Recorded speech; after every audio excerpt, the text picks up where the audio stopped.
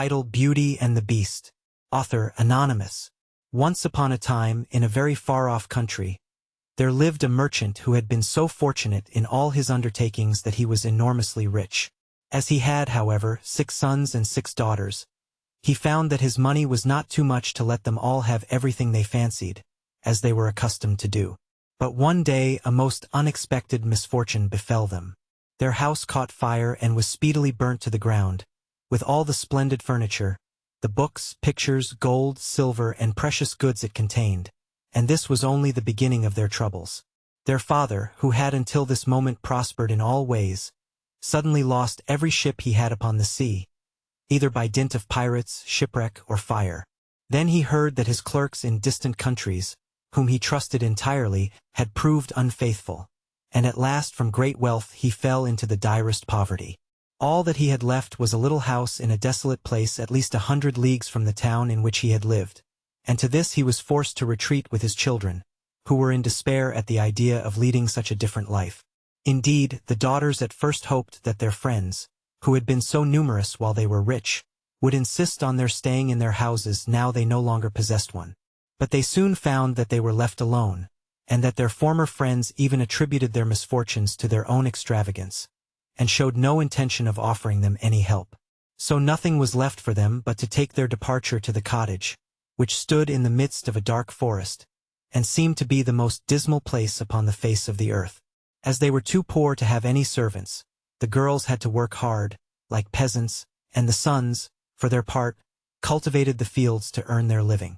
Roughly clothed and living in the simplest way, the page 003 girls regretted unceasingly the luxuries and amusements of their former life.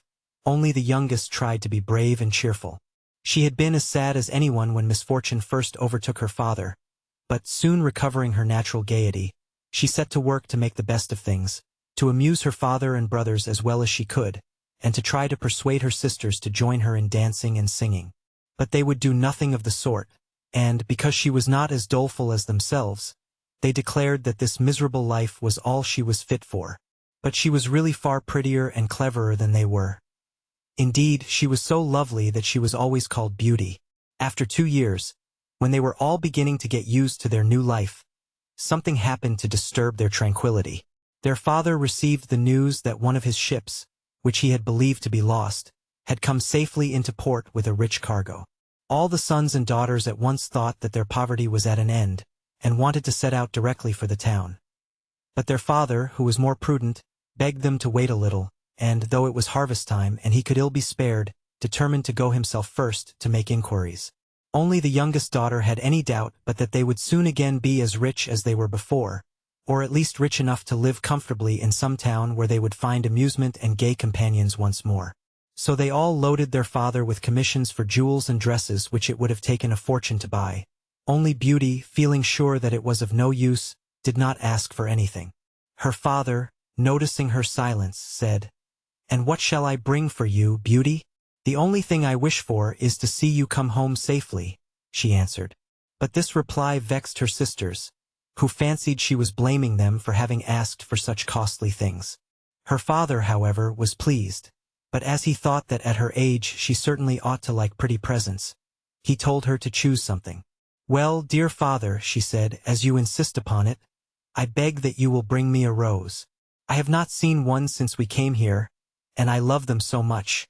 So the merchant set out and reached the town as quickly as possible, but only to find that his former companions, believing him to be dead, page 004 had divided between them the goods which the ship had brought, and after 6 months of trouble and expense he found himself as poor as when he started, having been able to recover only just enough to pay the cost of his journey. To make matters worse, he was obliged to leave the town in the most terrible weather, so that by the time he was within a few leagues of his home, he was almost exhausted with cold and fatigue. Though he knew it would take some hours to get through the forest, he was so anxious to be at his journey's end that he resolved to go on. But night overtook him, and the deep snow and bitter frost made it impossible for his horse to carry him any further. Not a house was to be seen. The only shelter he could get was the hollow trunk of a great tree, and there he crouched all the night, which seemed to him the longest he had ever known. In spite of his weariness, the howling of the wolves kept him awake, and even when at last the day broke he was not much better off, for the falling snow had covered up every path, and he did not know which way to turn. Illustration. At length he made out some sort of track, and though at the beginning page 005, it was so rough and slippery that he fell down more than once, it presently became easier, and led him into an avenue of trees which ended in a splendid castle. It seemed to the merchant very strange that no snow had fallen in the avenue, which was entirely composed of orange trees, covered with flowers and fruit. When he reached the first court of the castle, he saw before him a flight of agate steps, and went up them, and passed through several splendidly furnished rooms. The pleasant warmth of the air revived him, and he felt very hungry. But there seemed to be nobody in all this vast and splendid palace whom he could ask to give him something to eat. Deep silence reigned everywhere, and at last, tired of roaming through empty rooms and galleries, he stopped in a room smaller than the rest, where a clear fire was burning and a couch was drawn up cosily close to it. Thinking that this must be prepared for someone who was expected, he sat down to wait till he should come, and very soon fell into a sweet sleep. When his extreme hunger wakened him after several hours, he was still alone, but a little table, upon which was a good dinner, had been drawn up close to him, and, as he had eaten nothing for 24 hours, he lost no time in beginning his meal, hoping that he might soon have an opportunity of thanking his considerate entertainer, whoever it might be. But no one appeared, and even after another long sleep, from which he awoke completely refreshed, there was no sign of anybody, though a fresh meal of dainty cakes and fruit was prepared upon the little table at his elbow. Being naturally timid, the silence began to terrify him, and he resolved to search once more through all the rooms. But it was of no use. Not even a servant was to be seen. There was no sign of life in the palace. He began to wonder what he should do, and to amuse himself by pretending that all the treasures he saw were his own, and considering how he would divide them among his children.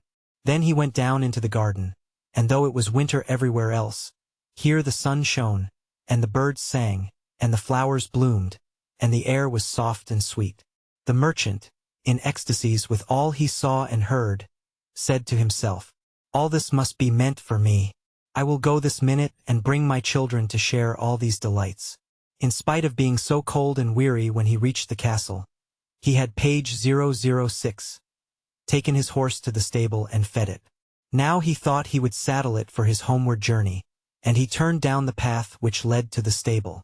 This path had a hedge of roses on each side of it, and the merchant thought he had never seen or smelt such exquisite flowers. They reminded him of his promise to Beauty, and he stopped and had just gathered one to take to her when he was startled by a strange noise behind him. Turning round, he saw a frightful beast, which seemed to be very angry and said, in a terrible voice, Illustration. Who told you that you might gather my roses? Was it not enough that I allowed you to be in my palace and was kind to you? This is the way you show your gratitude, by stealing my flowers. But your insolence shall not go unpunished. The merchant, terrified by these furious words, dropped the fatal rose, and, throwing himself on his knees, cried, "Pardon me, noble sir. I am truly grateful to you for your hospitality, which was so magnificent that I could not imagine that you would be offended by page 007, my taking such a little thing as a rose." But the beast's anger was not lessened by this speech. "You are very ready with excuses and flattery," he cried, "but that will not save you from the death you deserve." "Alas," thought the merchant, "if my daughter Beauty could only know what danger her rose has brought me into." And in despair he began to tell the beast all his misfortunes, and the reason of his journey, not forgetting to mention Beauty's request. "A king's ransom would hardly have procured all that my other daughters asked," he said, "but I thought that I might at least take Beauty her rose. I beg you to forgive me, for you see I meant no harm." The beast considered for a moment, and then he said, in a less furious tone, "I will forgive you on one condition, that is, that you will give me one of your daughters." "Ah!" cried the merchant, "if I were cruel enough to buy my own life at the expense of one of my children's, what excuse could I invent to bring her here?" "No excuse would be necessary," answered the beast. "If she comes at all, she must come willingly. On no other condition will I have her. See if any one of them is courageous enough, and loves you well enough to come and save your life. You seem to be an honest man, so I will trust you to go home." I give you a month to see if either of your daughters will come back with you and stay here, to let you go free. If neither of them is willing, you must come alone, after bidding them goodbye forever, for then you will belong to me. And do not imagine that you can hide from me, for if you fail to keep your word I will come and fetch you," added the beast grimly. The merchant accepted this proposal, though he did not really think any of his daughters would be persuaded to come. He promised to return at the time appointed, and then, anxious to escape from the presence of the beast, he asked permission to set off at once. But the beast answered that he could not go until the next day. "Then you will find a horse ready for you," he said. "Now go and eat your supper and await my orders." The poor merchant, more dead than alive, went back to his room, where, page 008, the most delicious supper was already served on the little table which was drawn up before a blazing fire. But he was too terrified to eat, and only tasted a few of the dishes, for fear the beast should be angry if he did not obey his orders. When he had finished he heard a great noise in the next room, which he knew meant that the beast was coming. As he could do nothing to escape his visit, the only thing that remained was to seem as little afraid as possible. So when the beast appeared and asked roughly if he had supped well, the merchant answered humbly that he had, thanks to his host's kindness. Then the beast warned him to remember their agreement, and to prepare his daughter exactly for what she had to expect. "Do not get up tomorrow," he added, "until you see the sun and hear a golden bell ring. Then you will find your breakfast waiting for you here, and the horse you are to ride will be ready in the courtyard. He will also bring you back again when you come with your daughter a month hence. Farewell. Take a rose to Beauty, and remember your promise." The merchant was only too glad when the beast went away, and though he could not sleep for sadness, he lay down until the sun rose. Then, after a hasty breakfast, he went to gather Beauty's rose, and mounted his horse, which carried him off so swiftly that in an instant he had lost sight of the palace, and he was still wrapped in gloomy thoughts when it stopped before the door of the cottage. His sons and daughters, who had been very uneasy at his long absence, rushed to meet him, eager to know the result of his journey, which, seeing him mounted upon a splendid horse and wrapped in a rich mantle, they supposed to be favorable. But he hid the truth from them at first, only saying sadly to Beauty as he gave her the rose, "Here is what you asked me to bring you. You little know what it has cost." But this excited their curiosity so greatly that presently he told them his adventures from beginning to end, and then they were all very unhappy. But they had hardly finished their meal when the noise of the beast's footsteps was heard approaching, and Beauty clung to her father in terror, which became all the greater when she saw how frightened he was. But when the beast really appeared, though she trembled at the sight of him, she made a great effort to hide her horror, and saluted him respectfully. This evidently pleased the beast. After looking at her he said, in a tone that might have struck terror into the boldest heart, though he did not seem to be angry, "Good evening, old man." "Good evening, Beauty." The merchant was too terrified to reply, but Beauty answered sweetly, "Good evening, beast. Have you come willingly?" asked the beast. "Will you be content to stay here when your father goes away?" Beauty answered bravely that she was quite prepared to stay. "I am pleased with you," said the beast. "As you have come of your own accord, you may stay. As for you, old man," he added, turning to the merchant, "at sunrise tomorrow you will take your departure. When the bell rings, get up quickly and eat your breakfast, and you will find the same horse waiting to take you home. But remember that you must never expect to see my palace again." Then turning to Beauty, he said, "Take your father into the next room, and help him to choose everything you think your brothers and sisters would like to have. You will find 2 traveling trunks there. Fill them as full as you can. It is only just that you should send them something very precious as a remembrance of yourself." Then he went away, after saying, "Goodbye, Beauty." "Goodbye, old man," and though Beauty was beginning to think with great dismay of her father's departure, she was afraid to disobey the beast's orders, and they went into the next room, which had shelves and cupboards all round it. They were greatly surprised at the riches it contained. There were splendid dresses fit for a queen, with all the ornaments that were to be worn with them, and when Beauty opened the cupboards she was quite dazzled by the gorgeous jewels that lay in heaps upon every shelf. Page 011. After choosing a vast quantity, which she divided between her sisters, for she had made a heap of the wonderful dresses for each of them, she opened the last chest, which was full of gold. "I think, father," she said, "that, as the gold will be more useful to you, we had better take out the other things again, and fill the trunks with it." So they did this. But the more they put in, the more room there seemed to be, and at last they put back all the jewels and dresses they had taken out, and Beauty even added as many more of the jewels as she could carry at once. And then the trunks were not too full, but they were so heavy that an elephant could not have carried them. "The beast was mocking us," cried the merchant. "He must have pretended to give us all these things, knowing that I could not carry them away." "Let us wait and see," answered Beauty. "I cannot believe that he meant to deceive us. All we can do is to fasten them up and leave them ready." So they did this and returned to the little room, where, to their astonishment, they found breakfast ready. The merchant ate his with a good appetite, as the beast's generosity made him believe that he might perhaps venture to come back soon and see Beauty. But she felt sure that her father was leaving her forever, so she was very sad when the bell rang sharply for the second time, and warned them that the time was come for them to part. They went down into the courtyard, where 2 horses were waiting, one loaded with the 2 trunks, the other for him to ride. They were pawing the ground in their impatience to start, and the merchant was forced to bid Beauty a hasty farewell, and as soon as he was mounted he went off at such a pace that she lost sight of him in an instant. Then Beauty began to cry, and wandered sadly back to her own room. But she soon found that she was very sleepy, and as she had nothing better to do she lay down and instantly fell asleep. And then she dreamed that she was walking by a brook bordered with trees, and lamenting her sad fate, when a young prince, handsomer than anyone she had ever seen, and with a voice that went straight to her heart, came and said to her, "Ah, Beauty, you are not so unfortunate as you suppose. Here you will be rewarded for all you have suffered elsewhere. Your every wish shall be gratified. Only try to find me out, no matter how I may be, page 012, disguised, as I love you dearly, and in making me happy you will find your own happiness. Be as true-hearted as you are beautiful, and we shall have nothing left to wish for." "What can I do, Prince, to make you happy?" said Beauty. "Only be grateful," he answered, "and do not trust too much to your eyes. And, above all, do not desert me until you have saved me from my cruel misery."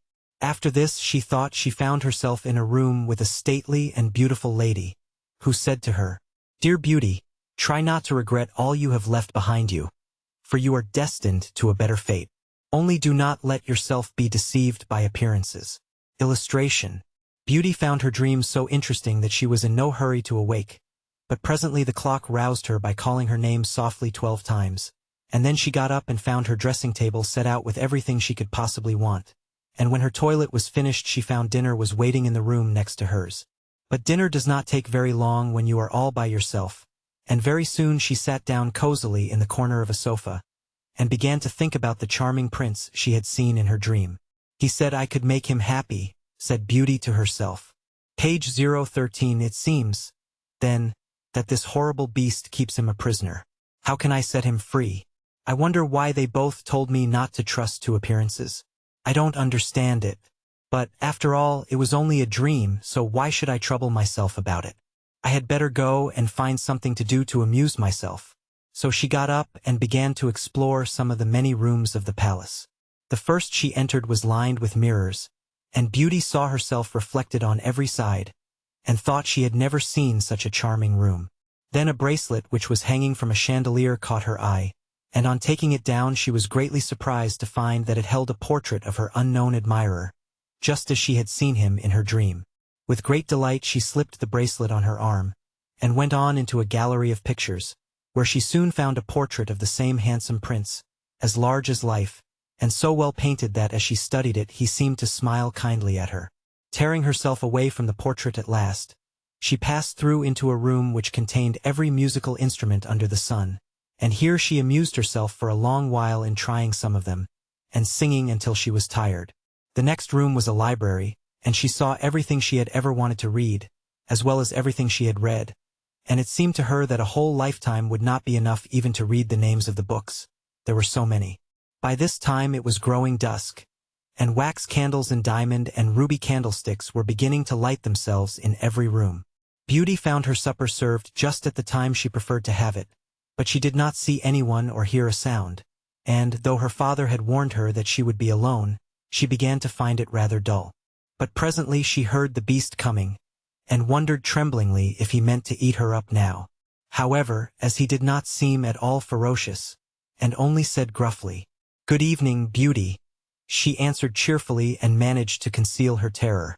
Then the beast asked her how she had been amusing herself, and she told him all the rooms she had seen.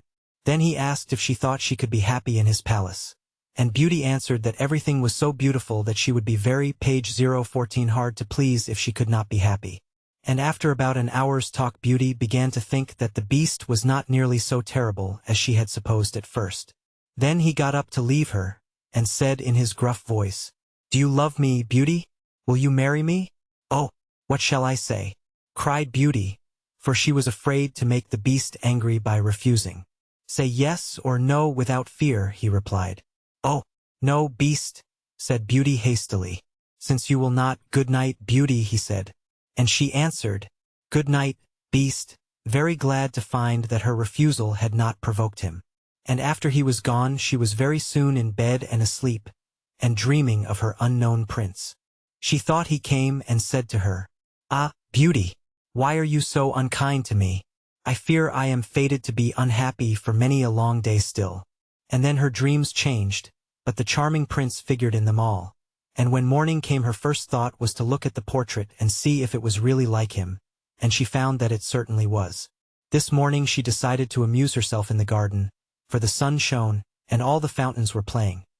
But she was astonished to find that every place was familiar to her, and presently she came to the brook where the myrtle trees were growing where she had first met the prince in her dream, and that made her think more than ever that he must be kept a prisoner by the beast.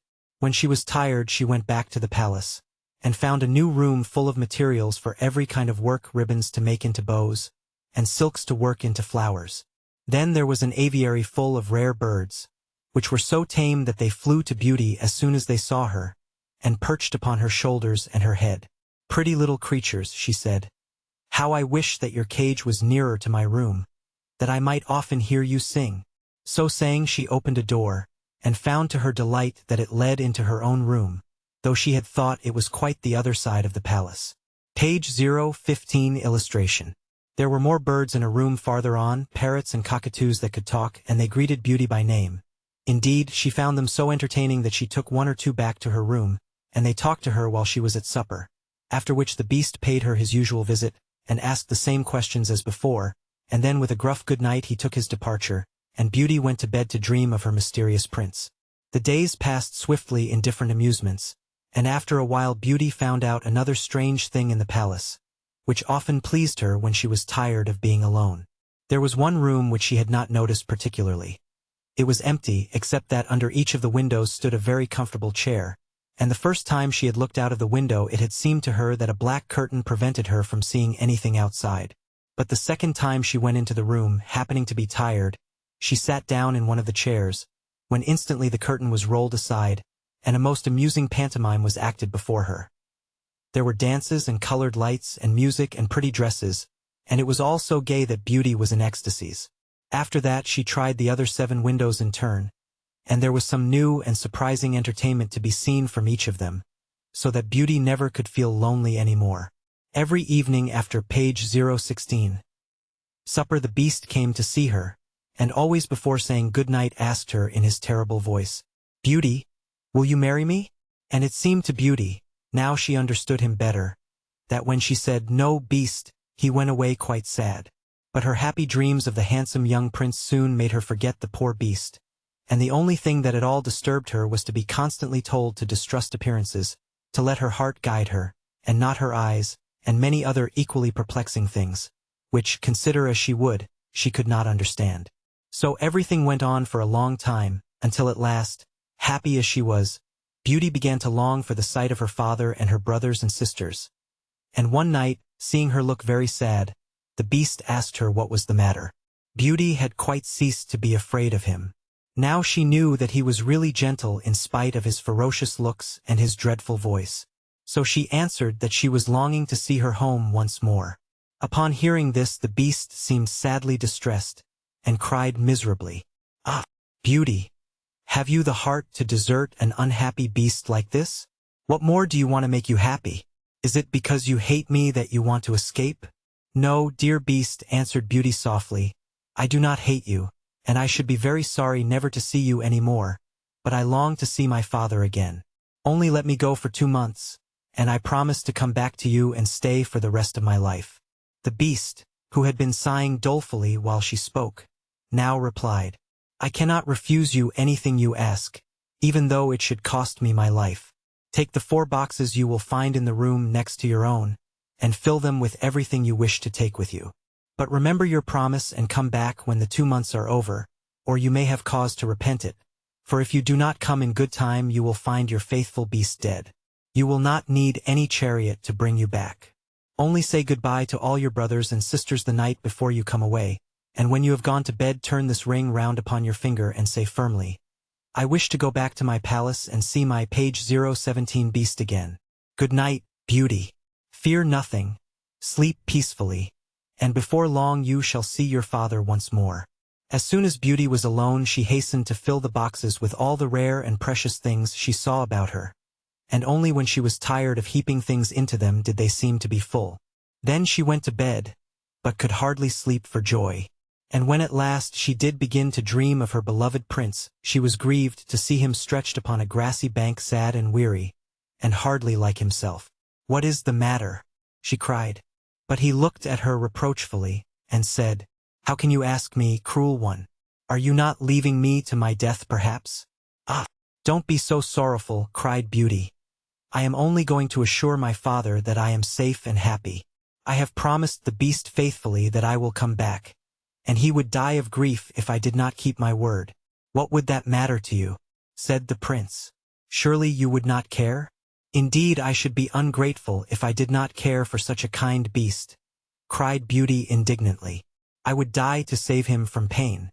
I assure you it is not his fault that he is so ugly." Just then a strange sound woke her. Someone was speaking not very far away, and opening her eyes she found herself in a room she had never seen before, which was certainly not nearly so splendid as those she was used to in the beast's palace. Where could she be?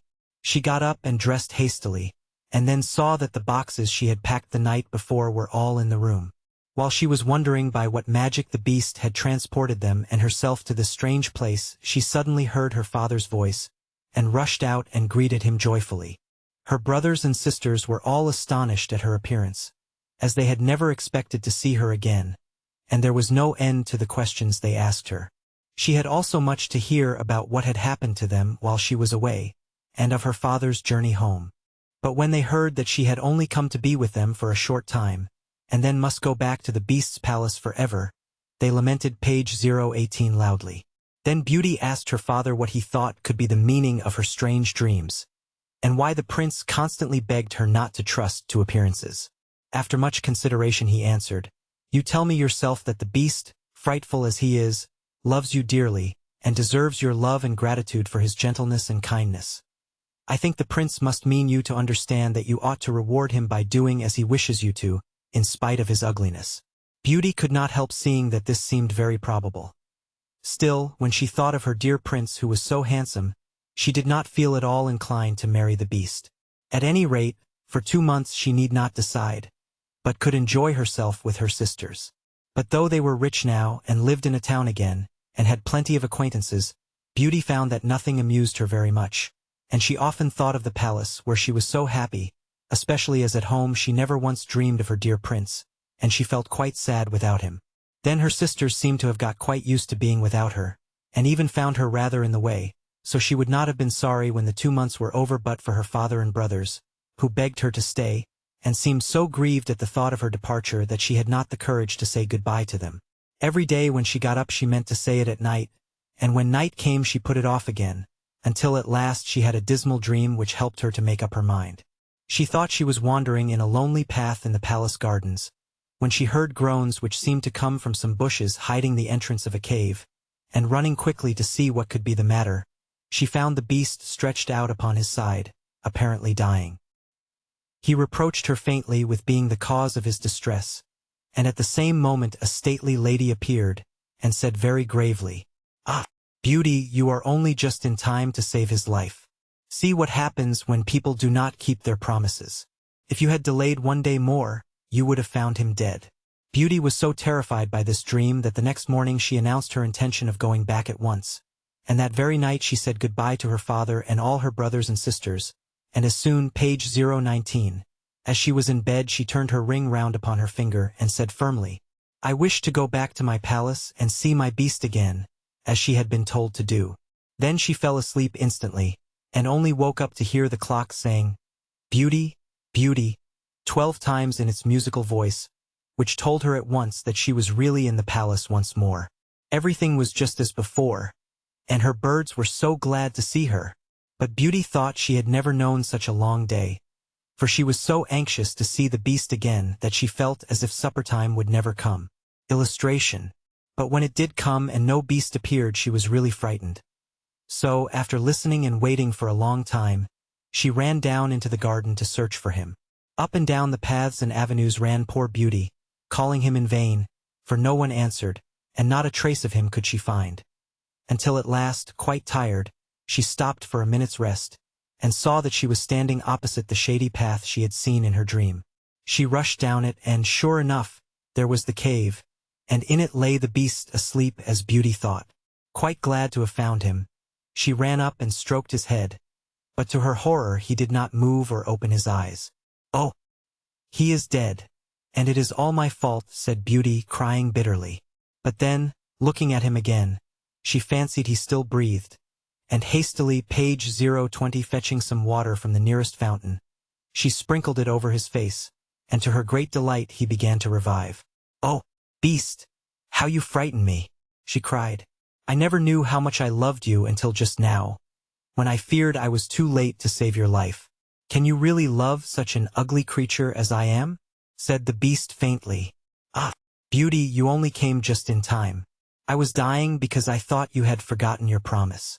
But go back now and rest. I shall see you again by and by." Beauty, who had half expected that he would be angry with her, was reassured by his gentle voice, and went back to the palace where supper was awaiting her.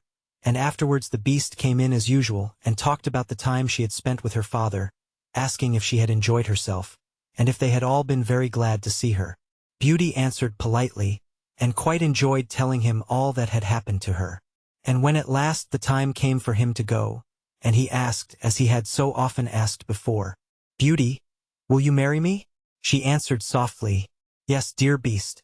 As she spoke, a blaze of light sprang up before the windows of the palace. Fireworks crackled and guns banged, and across the avenue of orange trees, in letters all made of fireflies, was written, "Long live the prince and his bride." Turning to ask the beast what it could all mean, Beauty found that he had disappeared, and in his place stood her long-loved prince. At the same moment the wheels of a chariot were heard upon the terrace, and 2 ladies entered the room. One of them Beauty recognized as the stately lady she had seen in her dreams. The other was also so grand and queenly that Beauty hardly knew which to greet first. But the one she already knew said to her companion, "Well, Queen, this is Beauty, who has had the courage to rescue your son from the terrible enchantment. They love one another, and only your consent to their marriage is wanting to make them perfectly happy." "I consent with all my heart," cried the queen. "How can I ever thank you enough, charming girl, for having restored my dear son to his natural form?" And then she tenderly embraced Beauty and the prince, who had meanwhile been greeting the fairy and receiving her congratulations. "Now," said the fairy to Beauty, "I suppose you would like me to send for all your brothers and sisters to dance at your wedding?" And so she did, and the marriage was celebrated the very next day with the utmost splendor, and Beauty and the prince lived happily ever after. ******.